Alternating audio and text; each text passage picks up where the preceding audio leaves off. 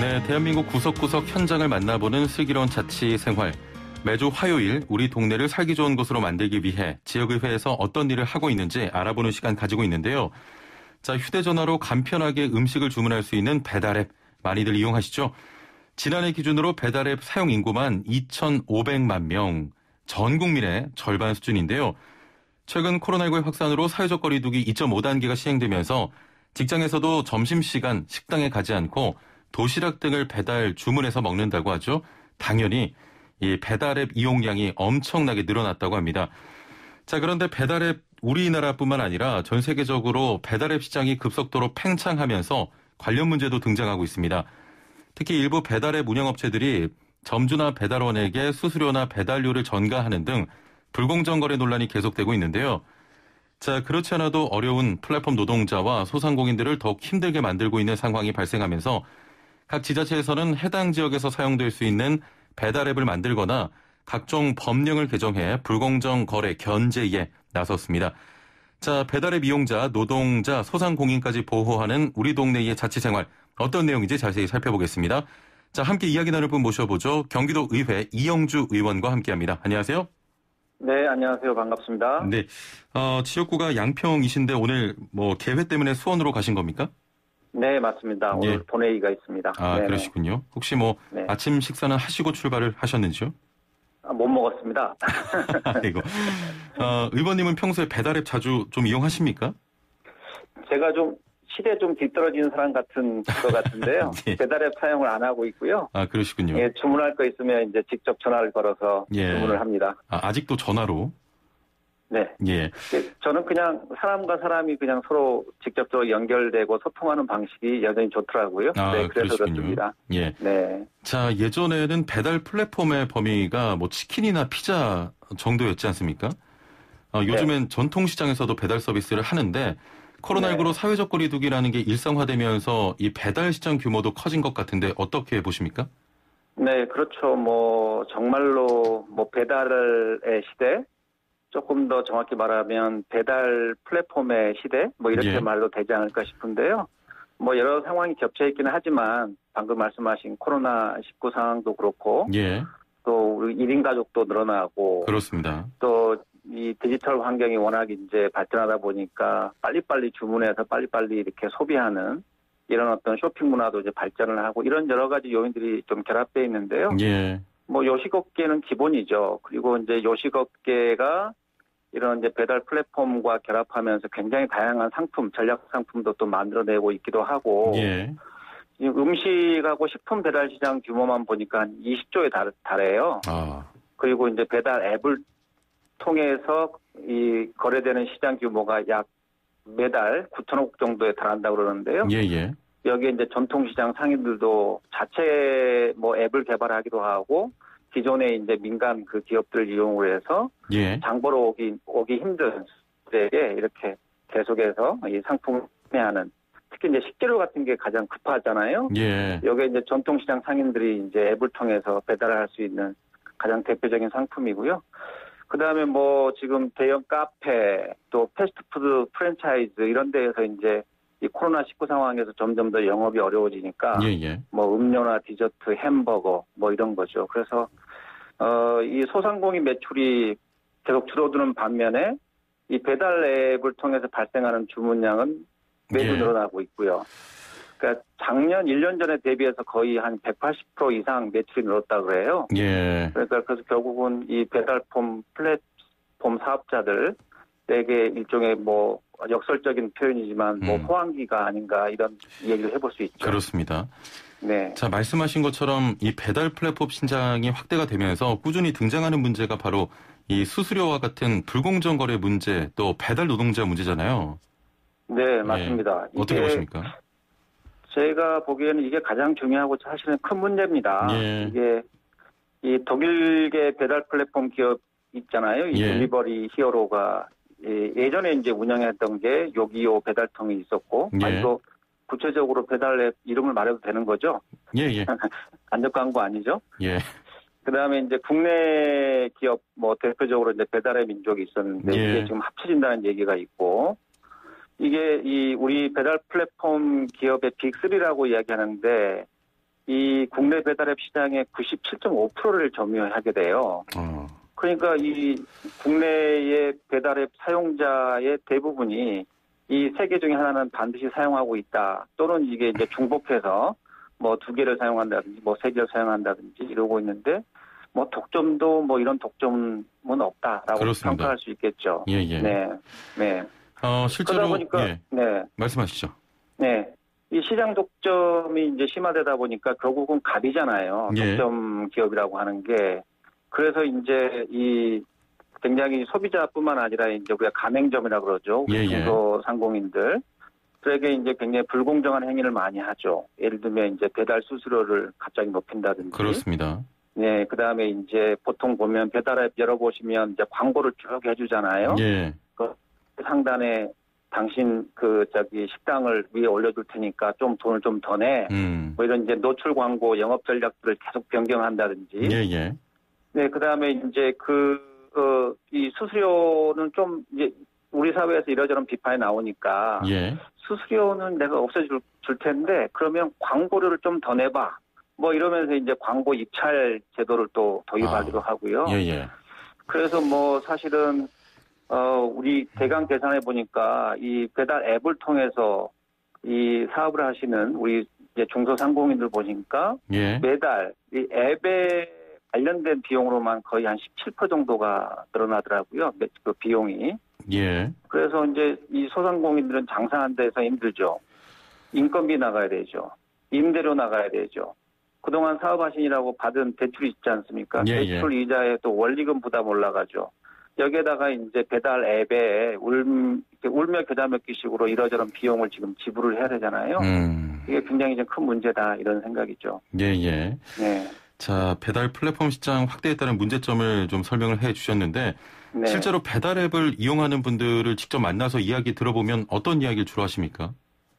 그러니까 소상공인들도 배달 앱을 사용하긴 하는데 지금의 이제 상황상 썩 만족스럽지 않다라는 말씀하시는 거예요. 그게 뭐 돈 때문인가요?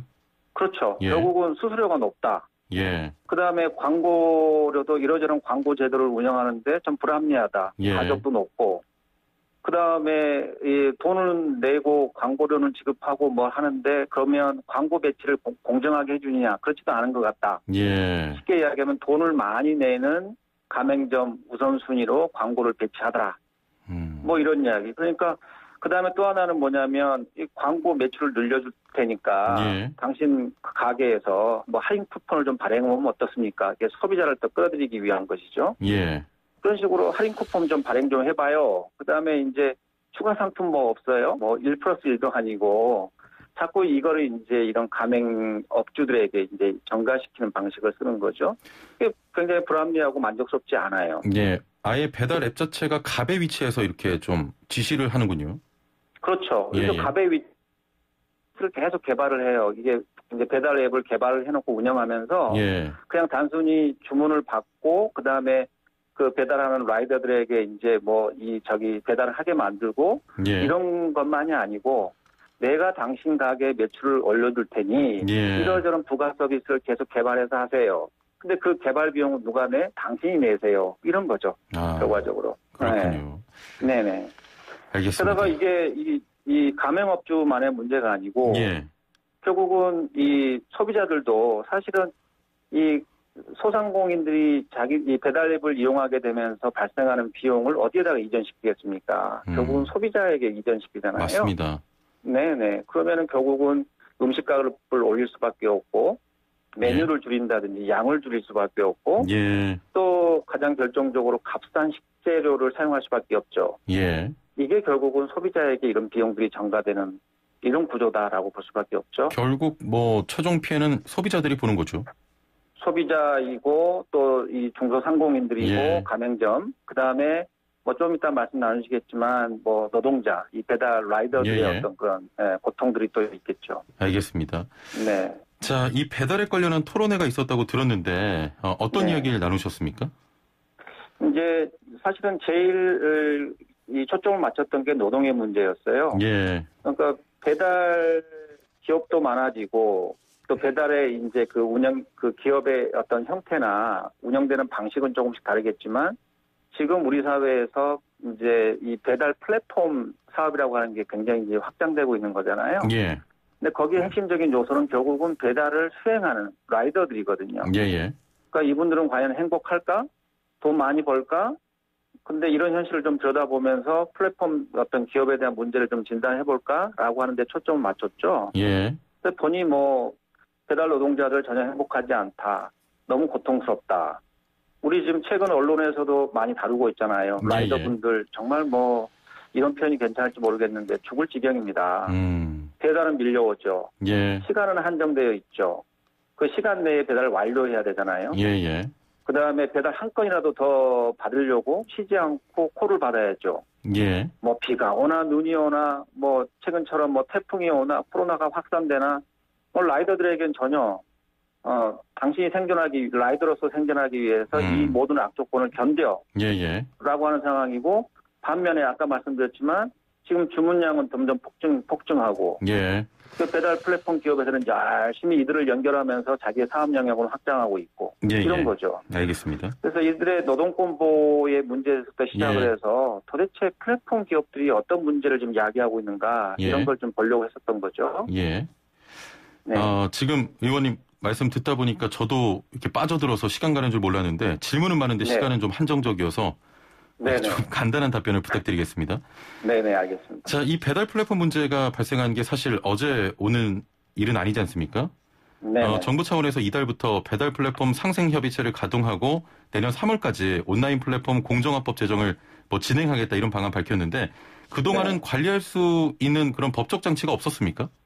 뭐 거의 없었죠. 이제 시작이다 이렇게 봐야 되는 게 맞고요. 이 현실을 뒤따라서 항상 법이나 제도가 만들어지는 거니까. 그래서 이 플랫폼 기업이나 이제 이런 관련 시장에서 발생하는 문제들이 이제 부상하기 시작하면서 여기에 대해서 고민을 하고 지금 준비를 하고 있는 게 1년 정도밖에 안 됐어요. 네, 그래서 이제 또 반면에 예전에 우리가 타다 서비스 같은 건 알겠지만 우리 사회가 이런 사업 굉장히 많은 환원을 보냈거든요. 그러니까 여기에서 있겠다라고 하는 생각을 또 안 하고 있었던 것도 사실이죠. 이제 시작이다 이렇게 봐야 되는 거죠. 알겠습니다. 자, 토론회를 통해서 이야기 듣고 또 이런 문제점에 대응하기 위해 관련 조례 등에 또 준비 중인 부분이 있습니까?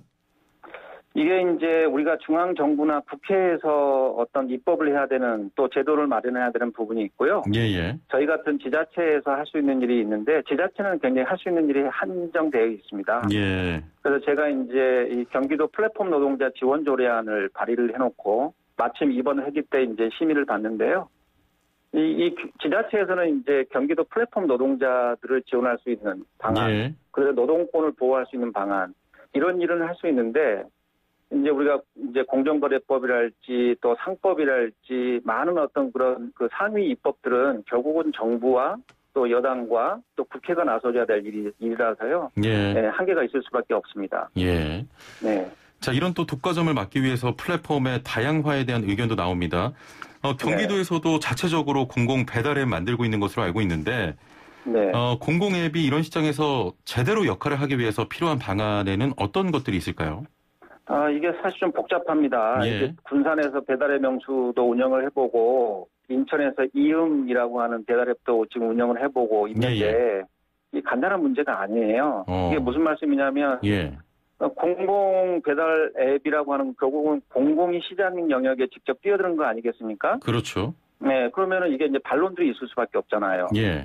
그래서 관이 이 시장 영역에 직접 뛰어드는 게 맞느냐. 두 번째는 이게 지속 가능하냐.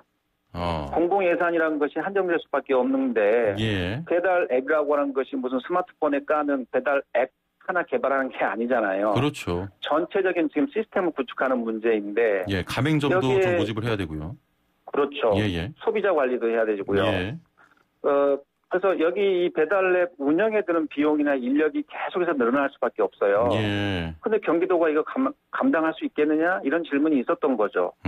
그럼에도 불구하고 지금 이제 민간 이 배달앱 플랫폼 사업자들이 너무 시장에서의 어떤 갑질, 불공정 거래 이런 독과점의 문제가 불거지다 보니까 일단 그걸 완화하는 게다가 우리가 지금 현재 준비되어 있는 어떤 법이나 제도가 없잖아요.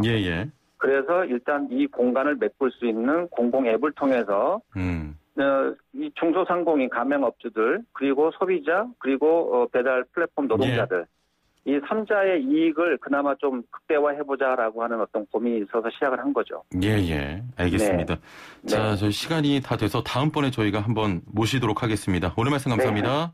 네, 감사합니다. 네, 지금까지 경기도 의회 이영주 의원과 함께했습니다.